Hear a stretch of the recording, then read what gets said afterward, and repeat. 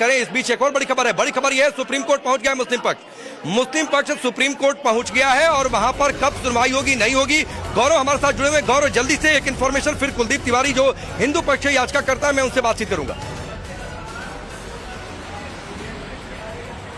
बिल्कुल, देखिए काजी मोइनुद्दीन की तरफ से याचिका दाखिल की गई है और उन्होंने चुनौती दी है मध्य प्रदेश हाईकोर्ट के उस फैसले को, और उनका कहना है कि मुस्लिम पक्ष के पूजा के अधिकार को छीना गया और ना ही बल्कि इस आदेश से जो रिलीजियस कैरेक्टर है वो उस जगह का भी जो है वो तय किया गया, जो कि सुप्रीम कोर्ट के आदेशों के खिलाफ है, क्योंकि सुप्रीम कोर्ट ने प्लेसेज ऑफ वर्शिप एक्ट के तहत किसी भी धार्मिक स्थान के धार्मिक प्रकृति पर को तय करने पर रोक लगा रखी थी। ऐसे में यह फैसला जो है अनुचित है, मुस्लिम धर्म के अधिकारों को छीनता है और एएसआई के रिपोर्ट के आधार पर मध्य प्रदेश हाईकोर्ट ने गलत फैसला लिया है। कई तथ्यों को नजरअंदाज किया गया है। ऐसे में ये एक याचिका जो है वो मध्य प्रदेश हाईकोर्ट के फैसले के खिलाफ फिलहाल लगा दी गई, लेकिन जानकारी ये मिल रही है कि तमाम सारे मुस्लिम पक्ष जो है इस मामले में धीमे धीमे याचिका दाखिल करेंगे। क्या कोई इस बारे में जानकारी है गौरव? इस मामले में जो है वो मुस्लिम पक्ष की तरफ से आगे बात रखेंगे।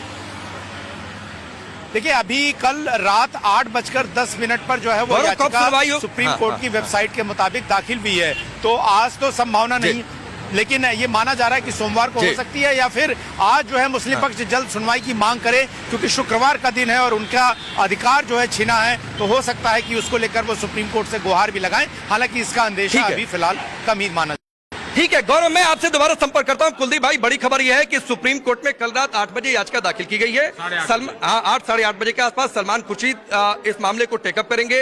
हालांकि कब मेंशनिंग, मतलब आज सुनवाई होती है, कब सुनवाई होती है, आज अपील भी हो सकती है। आप लोगों की रणनीति क्या है? देखिए, क्या है कि शुक्रवार जो है वो माता वाग्देवी का दिन है। शुक्रवार हमारे यहाँ देवी के लिए समर्पित दिन है, तो यहाँ पर किसी प्रकार की नमाज और वो चैप्टर बिल्कुल क्लोज हो चुका है हमारी नजरों में, और कोर्ट के आदेश के बाद हुआ है।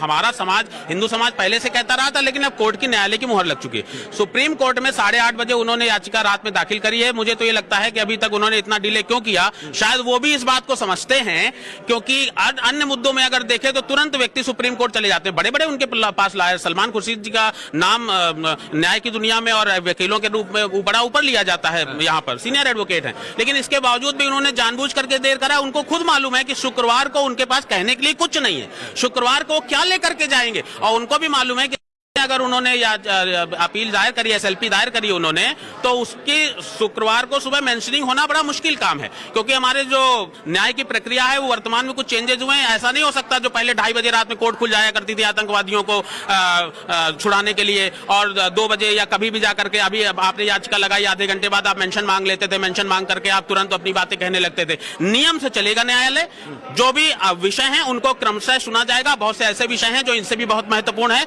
इससे भी गंभीर विषय है। तो मुझे लगता था यदि उनको शुक्रवार की सुनवाई कोई करानी होती तो वो मंगलवार को या बुधवार को याचिका लगा चुके। लेकिन एक बात और कुलदीप जी की, जिस तरीके से एसआई रिपोर्ट के आधार पर हाईकोर्ट में फैसला आया और वैसी इसको बाबरी से जोड़ रहे हैं, एसआई रिपोर्ट के आधार पर वहां पर भी फैसला, तो क्या ये मामला उसी तरीके से आगे बढ़ रहा है? नहीं, प्रश्न दोबारा रिपीट। मैं ये कह रहा हूं कि जब हाईकोर्ट का फैसला आया तो वैसी ने इसको बाबरी से जोड़ा।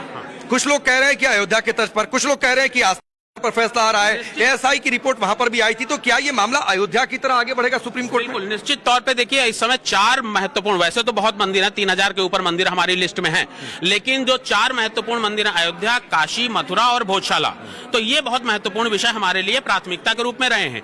अयोध्या के बाद में भोजशाला का जो फैसला आया है वो निश्चित तौर पर एक बहुत बड़ा फैसला है, और निश्चित तौर पर हम कहेंगे कि इसकी जो महत्ता है अयोध्या से कम नहीं है, काशी से कम नहीं है, और कृष्ण जन्मभूमि से कम नहीं है, कुतुब मीनार से कम नहीं है, तेजो महालय से कम नहीं है, लखनऊ का जो लक्ष्मण टीला उससे इसकी मतलब आप कह रहे हैं कि ये सारे जगह, आप आगरा भी पहुंचेंगे, आप आप जो है लखनऊ भी पहुंचेंगे, आप सब जगह पहुंचेंगे। बिल्कुल, निश्चित तौर पे हिंदू समाज अपने मान बिंदुओं की रक्षा के लिए हर जगह पहुंचेगा। मैं एक महत्वपूर्ण बात ये कहना चाहूंगा कि ये जो विषय है या जो न्याय के माध्यम से हम इनको उठा रहे हैं, न्यायालय के माध्यम से, यह केवल मंदिरों को वापस लेने का एक विषय नहीं है। ये ऐसा नहीं है कि यहाँ पर पूजा पाठ शुरू हो गई और हम हिंदुओं की जीत हो गई ना, यह भारत की मान बिंदुओं भारतीय। ठीक है, एक बहुत विस्तृत और बहुत अच्छी बातचीत आपकी जो याचिका करता है राकेश, उनसे भी हुई। पूरा मंदिर प्रांगण भी हमारे दर्शकों ने आज सुबह सुबह देखा है, और चूंकि आज माता की यहाँ विशेष पूजा अर्चना की जा रही है तो लगातार हमारी नजर बनी रहेगी, हम अपडेट्स आपसे लेंगे। बहुत बहुत शुक्रिया राकेश।